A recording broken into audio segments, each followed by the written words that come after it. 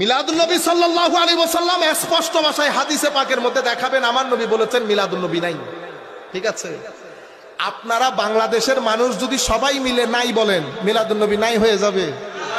পৃথিবীর মধ্যে 57টা মুসলিম দেশের মধ্যে এটা পালিত হয়। আমার মতো এক দেশে না বললে কিছু আসে আর যাবে?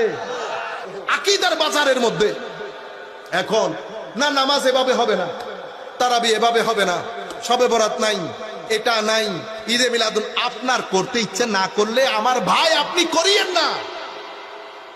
লাইলাতুল বারাত কুল কায়নাত পালন করে।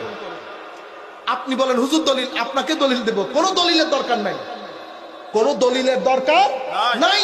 আপনি দলিল দিয়ে প্রমাণ করবেন শবে বরাত বলে কোনো কিছু নাই, পালন করতে নিষেধ করেছে, আপনার অভিমত না। হাদিসের মধ্যে স্পষ্ট ভাষায় উল্লেখ থাকবে যে ইসলামী শরীয়তের মধ্যে শবে বরাত বলে আমার নবী বলেছে কোনো কিছু নাই, এই হাদিসটা দেখাবে। মিলাদুন নবী সাল্লাল্লাহু আলাইহি ওয়াসাল্লাম স্পষ্ট ভাষায় হাদিসে পাকের মধ্যে দেখাবেন আমার নবী বলেছেন মিলাদুন নবী নাই। আমাদের মধ্যপ্রাচ্যের কয়েকটা দেশ টাকা পয়সা খরচ করতে করতে করতে করতে আর জায়গা নাই খরচ করার। বাংলাদেশের মধ্যে মাদ্রাসা বানাইতে বানাইতে বানাইতে বানাইতে এটা 2 তলা, এটা 10 তলা, এটা 15 তলা, এটা 15 বিঘা, এটা 14 বিঘা। আমি আপনাদেরকে বলি, ধরেন আপনি পুরা বাংলাদেশ কিনে ফেলছেন, পুরা বাংলাদেশ। আমি আল্লাহ আল্লাহ